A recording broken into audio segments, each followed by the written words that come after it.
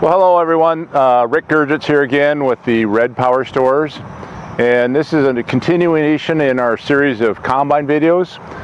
Today's focus is going to be on our mid-range combines. Videos I've made in the past have been mostly focused on flagship, so it's time to get caught up again. Our base mid-range machine's been around for a long time. We're going to go over a lot of the settings and things that will help you have a successful harvest. A lot of information that we'll go through today is going to be repeated when we do our combine clinics, and this is just kind of a nice refresher. We'll post this video on our company's website, and then after the clinic you can go back and look at different segments of it. We'll kind of break it up. We'll go cover the feeder area, then we're going to do threshing, concave area, and then move back to sieves, and finally at the back a little bit on residue management. So we've got a 2577 and a 7150. So as we think back on this, a lot of this information will apply for everything clear back, if you go back to 1480s all the way up to 7150, 7160. So a lot of that base technology was set up in the late 70s and still continues on to this day. So we'll go over a lot of the different settings. So all right, we're looking into our rotor cage now. We've got everything coming up the feeder house as nice and smooth as we can. Crop mat's moving up, smooth through the transition cone. It's now entering our rotor cage, and here's where a lot of the magic starts to happen.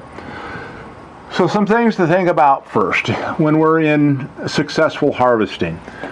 Probably the first thing to think about as we look at this is a whole, and again, this hasn't changed since 1977, really, the theory of this. We've had some minor improvements, but the theory's still there. In our concave sections up to here, we have essentially, well, I should point out here, on this machine we have 6 of the mini concaves. They finally split them out. So we have 1, 2, 3, 4, 5, 6.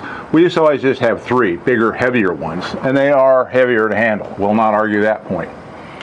Theory's the same, and then we have our separation grates in the back. So threshing up here, separation here. But we got to remember, in the whole theory and theme of things is, of course we have to have 100% of the thresh occur up here. In the old original thought process, it was also going to be 90% of the separation up here. So really, we get a lot of the work done here, and we're just doing finish up separation in these rear 3 grate sections. Well, I'm saying as agronomically as we have evolved, and we're starting to bump 300 bushel corn, 80, 90, 100 bushel beans, things are changing. The thought of getting 90% of the separation done up here, I think are out the door. I'm hoping for 75 to 80, just because of the sheer volume we're starting to feed into this. Because if you think back to when this was originally set up, 150 bushel corn was the norm in 77 and 40 bushel beans. So again, we've doubled up the corn yield and the bean yields. So assuming we're going to get 90% of the separation up here is not quite in line with the way I think anymore, but there are several things we can do in concave selection to help ourselves. So let's go through a few things first. This is pretty much a standard setup the way this is. This is what we call our large wire concaves, and then our key stalk grates. Been the norm for a long time. If we've got some older 2300 series machines, you gotta go back quite a ways, probably 21s. We've got the concave only come to about here, and then you had the add-on piece across here. But in the last 2 years, we've gone to the one-piece concaves, and they are a bear to handle. I'm not going to argue that point at all. But I see a lot of machines like this, and it troubles me a lot, because we're kind of forgetting what we learned years ago. Everybody used to remember pulling every other wire out of these to get more separation capacity. Well, for some reason, the last few years, we kind of forgot that and let it go by, and we end up with this setup like this. And I don't care for it. I think it will go out and harvest soybeans, great. But in corn, you're going to struggle to get much separation in here. We're going to thresh great, but you're too tight of a profile to get the grain out of here. I would almost assume in this setup, you're probably pushing it if you're getting 50, 60% of the separation complete up here, which means we're shoving it back in here, and we got to play catch up. And then we're fighting rotor loss because we didn't get our job done on this half. We're overloading what this half was intended to do. And then we can people start moving vanes around to play catch up and everything else. What we really need to do anymore is, again, either you got to pull every other wire out of these, which means take concave off, take the end plate off, drive the wires out. What I like more than anything as we're moving forward now is get some round bar concaves in here. I mean, we got to take a trick out of the flagship playbook and start using round bars. It'll help you immensely in separation, in corn. And on this particular setup where we have the half concaves, I'll call them, I would put round bars in here, here, and here for corn and soybeans. Because again, I am not going to set this up where you got to wrestle something out between crops. And that will help that tremendously. I did this on a machine last fall. It was night and day different on the amount of rotor loss we were fighting. The minute we put one round bar in here, happened to be on a 7088, made night and day difference. Our rotor loss just about disappeared instantly after that. And we were in dry corn. So I thought it did a tremendous job. In the big picture, let's say we've got, like, the machine next right beside us is going to have the bigger, or I'll call it double piece concaves yet. So what I would recommend on that one is get a round bar in here and then pull every other wire here, here, and here. So then you're still opening up all this. Now again, we can pull every other wire and help ourselves, but the round bar does, I think, a lot more good than pulling every other wire will. If you happen to have a machine that you're doing soybeans only, not an issue. You can leave the large wires and go. But we definitely, in corn, again, if you start getting in higher moisture situations, higher yields, we got to start getting some round bars in here to help ourselves out. Once we get the round bar in here at least, and maybe pull these wires, or if you're going to be doing a lot of corn and higher moisture, you're going to want 2 round bars in. Just leave this for the thresh. You will still thresh off a round bar, but you'll get a lot more separation out of it. As far as, in the big picture then, as far as vanes go, well, on this one, we're pretty well in the mid position. A few of these have slipped a little bit. But as we look at these, mid position is the best back here. And time again, I'll see, maybe we're in this scenario and oh my God, we're fighting rotor loss. The first thing everybody wants to do is slow these vanes down by sliding this where, straighten them up a little bit. And that is, to me, the worst thing to do, because yeah, it may help the issue that we created because we're not getting our separation done up here like we're supposed to, and we're trying to play catch up back here. If you're in that situation, if we're fighting rotor loss, go up here and slow these down. Here's where the problem is created because we're not getting the separation up here like we're supposed to. Slow these vanes down in the front section will do night and day more good than slowing these down. Because what we do back here, if we have these in mid, these in slow, we just created a traffic jam in this transition area anyway. Because we've got our crop mat moving through here. All of a sudden we get up to here and we're trying to slam the brakes on it. And you create bunching and everything else in there. So again, these should be on the mid position probably, always probably not going to move them. If we have an issue that we can't seem to correct, we're going to slow these down up here. Leave it in this area a little bit longer as it comes in, give it another rotation perhaps, a little more separation, finish up thresh, whatever needs to happen. Then we're going to move it back to this final area and out the back of the machine. Another point, as we are looking at this, and again, this is going to vary a little bit with age of the machine. You know, we've got in-cab concave adjust for a long time now. Some of them remember the old ratchet handle actually used to fit right up on this essentially, way back when. But right now this concave is up against the stop bolt, so it's at a theoretical 0 concave clearance. We don't really know if that's the case or not. It depends on how well this thing has been leveled and zeroed out. So what am I talking about with concave 0? Well, it's not the same as pinch point, but what it means is it's the number you're going to set the concave to. Does it compare the same to maybe your neighbor's machine? And I'm going to say typically no, because there's a lot of variability.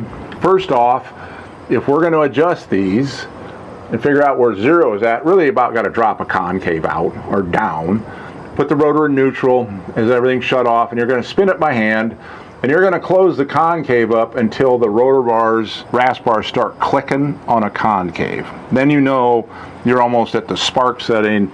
You've got it, it's truly at 0. Well, we're not going to leave it there. We're going to bump it open a little bit, spin it again till we don't have any contact anywhere. Then we're going to run these stop bolts down like they are here, tight, snug them up. Then we can go up and do a concave calibration. So we can tell, that's telling the machine, all right, this is a 0 setting. And then as we start opening it, then it's going to tell us, okay, we're at this setting, you know, if we go to 20 mil, 25, whatever. So it's a little bit more difficult on these. The flagship's pretty similar though, I guess. To give out concave settings are a bit of a generalization because we don't know how well this was zeroed at day one. Because I have come across some of these where these stop bolts are set and there's a full 1/4 to 3/8 of an inch between the RAS bar and the concave. So it's going to make a huge difference on that as to where we start initial settings for a machine. So let's take a look at a round bar concave. And it is just what it sounds like. Instead of the wire and bar layout, it's just a set of round bars welded in there. Nothing magical about it. Really mimics what we do use in the flagships anymore. Same type of thing. There are some different variations of this floating around. We had one of these earlier versions that actually had wires underneath the backside coming through. That's a much older version, and that didn't work well. You had to get rid of those wires to make that one work correctly. What we want, a wide open profile in order for that material to get flown out, get through there, and get it down onto our auger bed. So just a quick view of what a round bar is. Now this is a double wide one. They do make this in the split version that would only be this wide, similar to what we just looked at in that machine. But you can mix and match. You can put double wides in there if you take 2 of those out, whatever you need to do. So just a quick view of what a round bar looks like. So we're over on the 2577 machine. Again, identical layout. A little difference with our indicator, still one poking through the side door. Still have the motor up here. The vanes, everything in here are identical. Where our vanes, you know, how we set them. 3 separator grades, key stalks. And again, up here, we got all large wires in with a full complement of the wires yet, which I would really recommend tweaking different. But again, here we have the solid, or I should say the 2-piece, old original style kind of a concave. So if we are going to change concaves out, we have to remove these bolts up here. There's usually 5 per segment. And then we got to do a little work on the opposite side in order to drop these down. The other thing to remember when we're doing these is typically, if we do want to switch this one out, typically you're better off to drop this one down and scoot it forward out of the way. Then drop this one down, move it forward. This one is, you can't hardly get it out of here in this vicinity. It has to get moved forward a little ways to get this one in and out. Not a fun in-season job because this is all going to be packed full of dust, and the minute you open the door you get a face full of that and whatnot. But again, pre-season, not such a horrible thing. It is a 2-person job. One thing too, stop bolts, same thing we were just talking about, but they are different on this vintage machine. Not quite as heavy.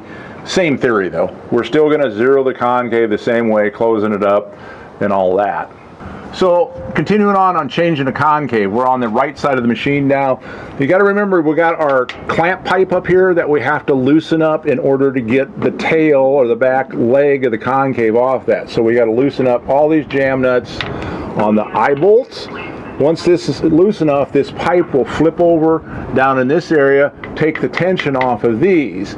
Then once we've removed those bolts on the other side, the concave should drop down, and then we can maneuver them in and out. Now, I will tell you firsthand, these are not fun to work with, but what I have found that works the best when we're switching these out is get 2 people. 2 of you get it fed in here. The second guy comes over here with a pry bar, and as that concave is scooting across in here, get your pry bar on it and start lifting to get it hooked up on top of here and here. Once you got it hooked up on here, which is a job, they're heavy, then you can scoot it around, get your bolt started on the other side again. So just a little tip on those. But again, in season, this is going to be packed full of material, not near as fun a job as it would be on a day like today. So as we've got our concave selection under control now, we've got our vanes where we want them. The only really other thing we got to talk about yet is threshing elements, of course. We've got our regular rasp bars up here, pretty much the standard.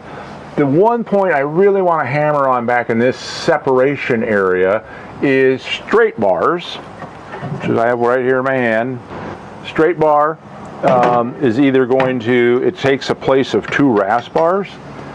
Historically, these machines, ever since we came, I guess way back to the specialty rotor, way back, we added straight bars back here. What's their purpose? What are we doing with them? Well, what they're meant to do is when our crop mat gets into this area, rather than just rifling it out the back, we do want to finish our separation up in here. So these disrupt or tear the crop mat apart a little bit, which makes it then reform again. Well, in the process of ripping it apart and reforming, if there's any kernels caught in there, they will fall out, and the centrifugal force will then help spin them out of here. The issue that we've got is a lot of these used to come with 8 straight bars in this area. And it still does. Even this one appears to have 8 in it too on this newer machine. It depends on how they were ordered, all sorts of things. Straight bars are great in corn, they all day long. They won't hurt you. In beans, they are probably your biggest enemy of productivity in 2 different ways. And that's why we can't just take or leave straight bars in. We kind of got to find a happy medium. I like 4 straight bars in these machines. If we have 8 in them, great deal for corn. In beans, they work against you in 2 ways. If you have green straw early season, they grind and growl and suck horsepower tremendously by putting 8 of those in there. The other way they are not your friend in soybeans is if we get dead dry conditions, you got 8-9% beans, the straw is powder, they continue to thresh and tear that crop mat up so bad, everything, the straw ends up down here on our sieve bed. So we over separate, I guess, because it's not really threshing, but we over separate, tear it up too much, and we just dump it down in here, and then we're fighting sieve adjustment issues because we have flooded them with too much dry material that should have went out the back in the chopper, out that way. So to me, 4 straight bars is the answer because we need them for corn, but you only want 4 in there. And that's the one thing you take away from this video is check your machine, put the rotor neutral, start spinning, and start counting your straight bars. They're going to be back in this area. And again, you can see there's one right there. I got another one right down here. That's why I'm pretty sure there's 8 in this one. And we want to get it balanced. If we're going to remove them, you got to make sure you keep everything in balance in that regard. But it will help you immensely in tough soybean straw, horsepower, and then dead dry. If you got a machine that you're doing corn only with, then 8's fine. Not going to hurt a thing. If you're doing super high moisture corn for cattle feed or something, 8's a good idea. 12 row heads, things like that. If we're really pushing the capacity of this in corn only, 8's not going to hurt you. But again, if we go back up here and get our round bars in, some things like that, we take the load off this area in general. So that helps a lot. So again, pay attention how many straight bars you got, and you may need to remove some. So we've kind of went through a lot of our threshing stuff up here. The other thing to remember through all of this, especially in corn, the number one problem I run into is people trying to run these rotors too slow. In my book, I still think you need a minimum of 380 RPM in corn. I get out there, I see guys trying to lollygag around 325 and that. That's 1460 days. Those are long gone. A lot of times I'll start any of these at about 410 for rotor RPM and going out into corn and see what it does. We need the centrifugal force to get the separation to occur not only up here, but back here too. The slower you go, the less spin you got, the less it wants to move the grain to the outside of the cage, the more apt you are to auger it out the back. So again, higher rotor RPM in corn. 400 is my go-to number, 410, somewhere in there. even in 15% corn, I rarely ever get below 380. At that point, we're just going to feed it a little faster, get a little more in there, get a little more through it. Because that's the other thing too to remember, on rotor RPM, we got our crop mat started nice up in the feeder house. We're bringing it in the machine. Don't pinch the concave down and slow the rotor down, because you just created this huge log jam and we can't get anything through the machine. So we're going to fluctuate. We're going to keep this rotor RPM in corn, we'll say at 400. We're going to bump our concave open and closed until we get the cobs where we want them. And as always on these machines, you let the cobs coming out the back of the machine tell you what you need to do. We're looking for hopefully 75% almost whole cobs. And if we're not getting that, and we got kernels on whatnot, we got to go back up here and do some tweaking. And that's a little bit more field-to-field conditions, hybrid, and things like that. But those are the key things to remember. The cobs coming out the back tell you what you need to do up here. And again, that RPM helps you. Soybeans, same scenario. We still need pretty good RPM in soybeans, but there's a lot of variability in them depending on how tough the straw is. A lot of times we're going to be 650, 700, you know, especially if we're pushing 35, 40 foot head through these. Keep that spin on it, and then tweak our setting here a little bit to determine what we need to do to get the thresh and the separation complete. So now that we've kind of moved through this area, we've got everything threshed, separated out, and we dumped it down onto our auger bed. And here's where the big change comes between the flagships and these. This is an auger bed from the original design. It just grabs all the material, moves it rearward, starts putting it on our sieve system. Flagships have an active grain pan in them, so that's a little different the way it is presented to the sieves. This pretty well concludes what I wanted to go over on mid-range combine, just for some general setting things and that. Again, this is just a reference thing. It'll be a video posted on our redpowerteam.com website. I'll go over a lot of these same points in our in-house combine clinics we have coming up. But I want to have this stuff posted. That way, if we go, as you go through the clinic, if there's some point you want to go over again, you can just go back and reference it on one of the videos. You can even pull it up on your phone when you're out in the field if you want to look at something again. So again, thanks much for watching.